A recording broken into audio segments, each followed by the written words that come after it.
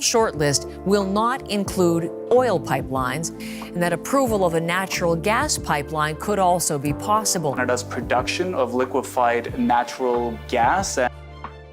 What happens when a nation deliberately sabotages its own economic lifeline? When a government chooses to strangle the very projects that could secure its future?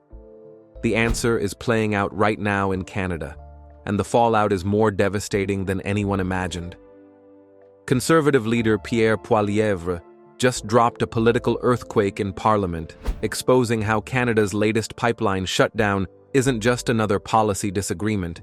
It's a calculated destruction of the country's bargaining power on the world stage. Stay with us to uncover the shocking truth behind this economic disaster and what it means for every Canadian family watching their future slip away.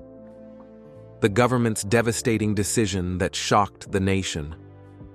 The story begins with what should have been a game-changing moment for Canada's energy sector. A massive pipeline project designed to carry Alberta's oil directly into American markets was on the table. Industry experts predicted it would generate tens of thousands of jobs, pump billions into the economy, and give Canada crucial leverage in ongoing trade battles with the United States. But that's not what happened. Instead of green-lighting this transformational project, the current government made a decision that sent shockwaves through the business community. They killed the deal before construction could even begin. The announcement came quietly, buried in bureaucratic language about environmental assessments and regulatory concerns. 1 year of economic turbulence as recovery now seems to be in sight. Temple Ashaju. But the impact was immediate and brutal. Workers who had been counting on those jobs were left in limbo. Companies that had invested millions in preliminary work saw their investments evaporate overnight. And provinces that had been banking on the economic boost found themselves back at square one.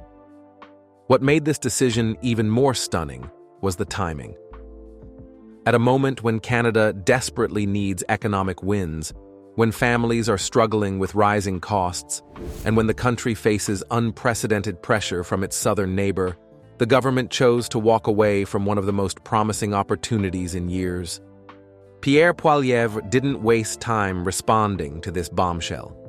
Standing in Parliament, he delivered what many are calling one of the most devastating critiques of government economic policy in recent memory. But this wasn't just another partisan attack.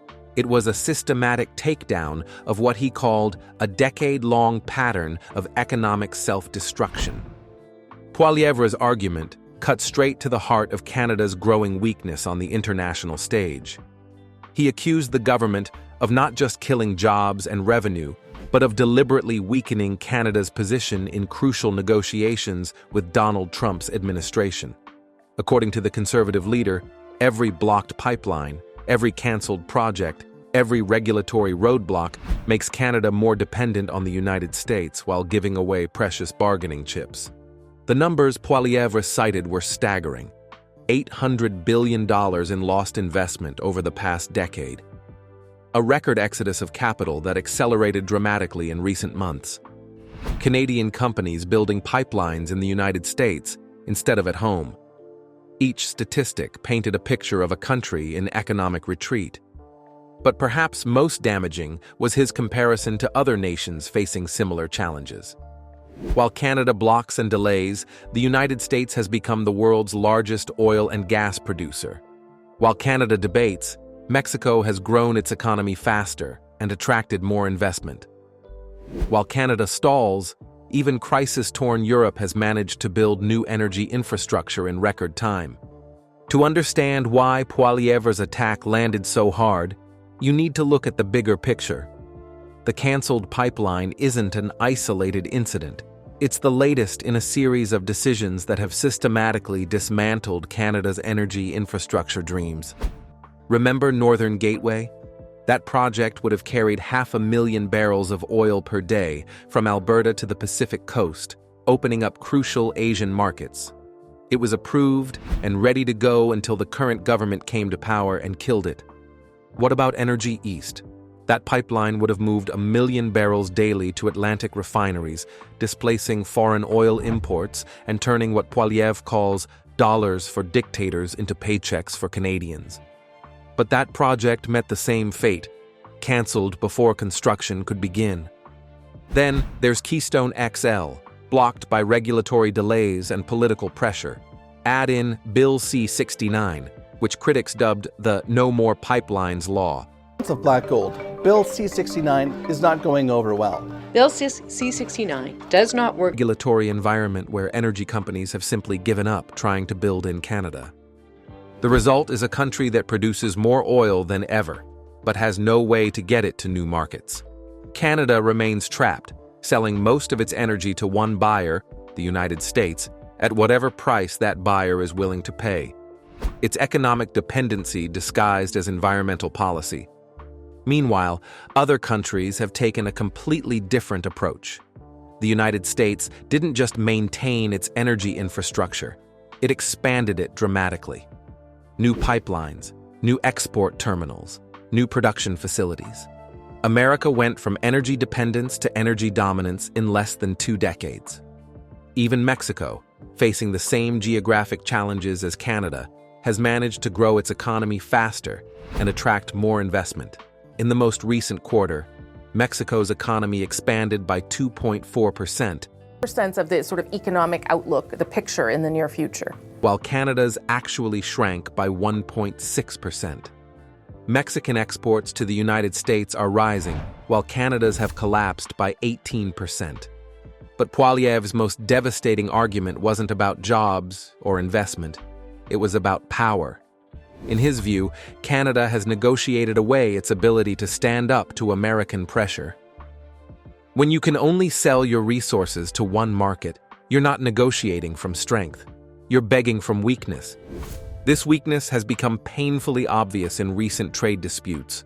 The government promised tough responses to American tariffs, then quietly backed down on almost everything.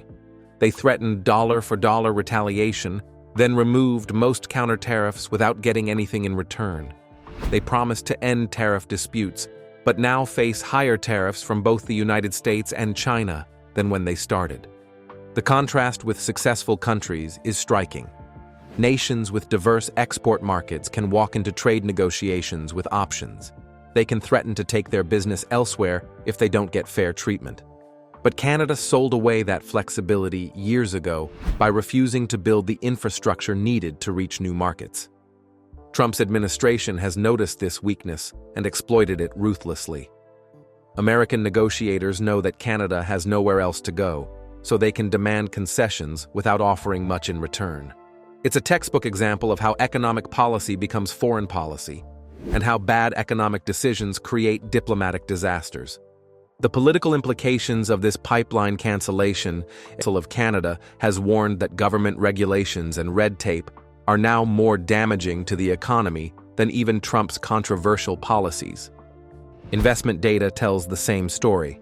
Canada has experienced record capital outflows in recent months, with the National Bank calling it the worst investment exodus in the country's history.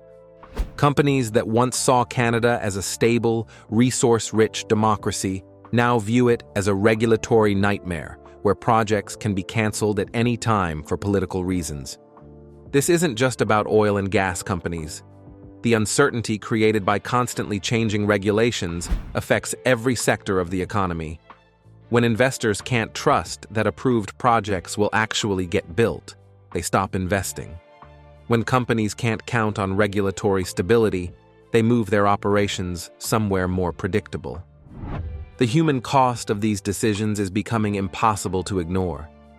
Unemployment rates are rising, particularly in resource-dependent regions. More and more young people are leaving Alberta, and a new report from the Canada West Foundation found that those that leave felt the province lacks vibrant Opportunities in other countries. Skilled workers who once drove Canada's energy boom are now taking their expertise to the United States or Australia. The global energy landscape is shifting rapidly, and Canada's self-imposed paralysis is having consequences far beyond its borders. While Canada debates and delays, other countries are seizing opportunities to become major energy suppliers. The United States has built new liquefied natural gas terminals that allow it to export American energy around the world. These facilities, which took years to plan and build, are now generating billions in revenue and giving America enormous geopolitical influence. Countries that depend on American energy exports think twice before opposing American policies. Norway has used its oil wealth to build one of the world's largest sovereign wealth funds, ensuring that today's energy production creates prosperity for future generations. Even smaller countries like Qatar have leveraged their energy resources to become major players in international finance and diplomacy. But perhaps the most telling comparison is with Germany. When Russia's invasion of Ukraine cut off traditional energy supplies, Germany managed to build new import terminals in less than a year. Projects that would take decades to approve in Canada were completed in months when national security was at stake. This speed isn't about cutting corners or ignoring environmental concerns. It's about having a regulatory system that can distinguish between genuine risks and bureaucratic delays. It's about leadership that understands the difference between careful planning and endless procrastination. Canada's economic meltdown and the international humiliation. The implications of Canada's energy paralysis extend far beyond economic statistics. At stake is the country's ability to remain a sovereign nation capable of making independent decisions. Countries that can't meet their own energy needs become dependent on countries that can. Countries that can't generate wealth become dependent on countries that create prosperity. This dependency has already begun to show in Canada's foreign policy. The country that once punched above its weight in international affairs now struggles to make its voice heard. The Canadian economy was struggling, but the latest GDP figures, When your economy is shrinking while your neighbors are growing, other countries notice. When your companies are leaving while other countries attract investment, your influence diminishes. Poilievre has outlined what he calls a Canadian Sovereignty Act, a comprehensive plan to reverse what he sees as a decade of economic vandalism. The proposal includes repealing anti-energy legislation, eliminating regulatory barriers that have no environmental benefit, and creating tax incentives for companies that invest in Canadian infrastructure. The plan also includes a bold proposal to eliminate capital gains taxes on investments that create jobs in Canada. This would give investors a powerful incentive to build mines, factories, pipelines, and other productive assets rather than moving their money to more welcoming countries. But perhaps most importantly, the Conservative plan recognizes that economic strength and environmental protection aren't mutually exclusive. Canada can have the cleanest energy sector in the world while still actually having an energy sector. The country can meet environmental goals while still creating jobs and generating the wealth needed to fund environmental improvements. This approach stands in sharp contrast to the current government's strategy, which seems to assume that economic decline is an acceptable price for environmental virtue. The problem with this thinking is that poor countries can't afford to be clean countries. Without a strong economy, Canada won't have the resources needed to develop new technologies or fund environmental programs. The next election will likely be fought on exactly these issues. Canadians will be asked to choose between a government that promises environmental virtue through economic decline and an opposition that promises prosperity through responsible development. The outcome will determine not just who sits in Parliament, but what kind of country Canada becomes. If current trends continue, Canada risks becoming a resource colony, a place that digs raw materials out of the ground and ships them to other countries for processing and value-added manufacturing. The high-paying jobs, the technological innovation, and the economic benefits will happen somewhere else, while Canadians are left with holes in the ground and promises of a greener future. This isn't happening in isolation. Around the world, countries are competing aggressively for investment, jobs, and economic influence. The nations that make it easy to build productive assets are attracting capital and talent. The countries that create regulatory obstacles are watching both leave.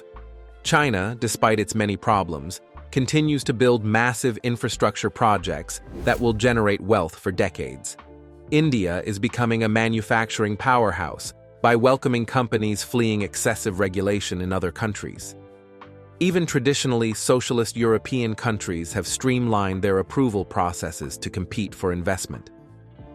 Canada is moving in the opposite direction, creating new barriers faster than it removes old ones.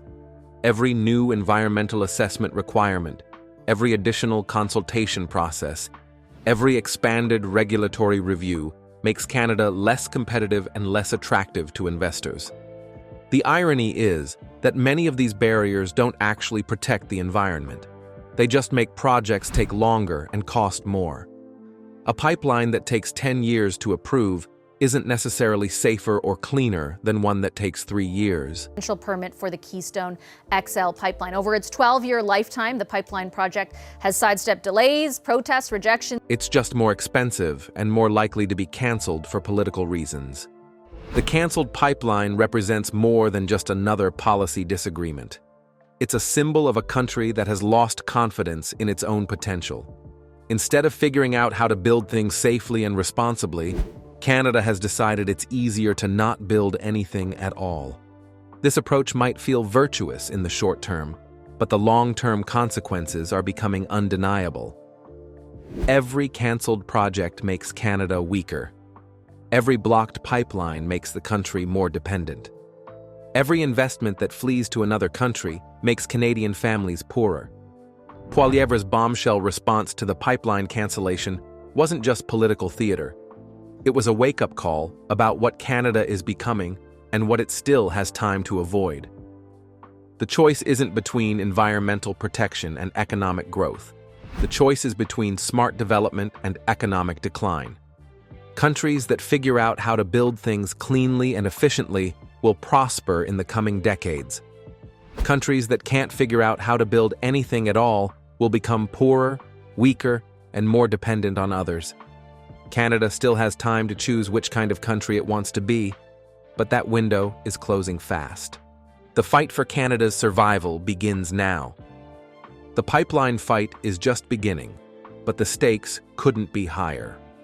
At issue is nothing less than Canada's future as a prosperous, independent nation capable of charting its own course in an increasingly competitive world.